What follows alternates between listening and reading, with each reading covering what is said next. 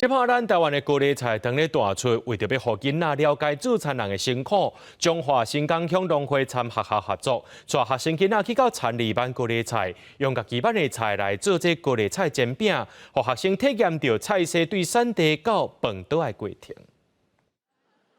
学生囡仔头摆伫田内挽高丽菜，虽然动作淡薄仔清楚，但是大家拢是认真做事。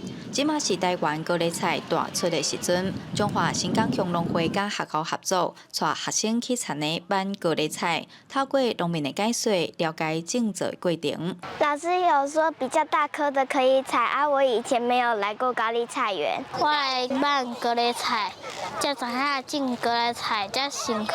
种高丽菜要注意到是这个天气、温度甲湿度。啊，因为这水分伤多吼，这个当咧拔甜的时阵，伊内后就容易烂掉啦。囡仔人辛苦办的高丽菜，趁青送回去学校料理。学生仔也菜刀、煎时，准备要做高丽菜煎饼，互学生体验食面为产地到食饭桌的过程。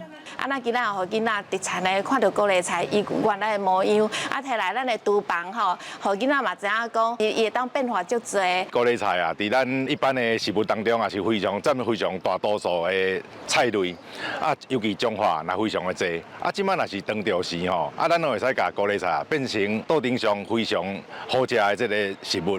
有菜王称好的高丽菜，台湾平均种的面积超过8000公顷，是国内产量上大的菜色。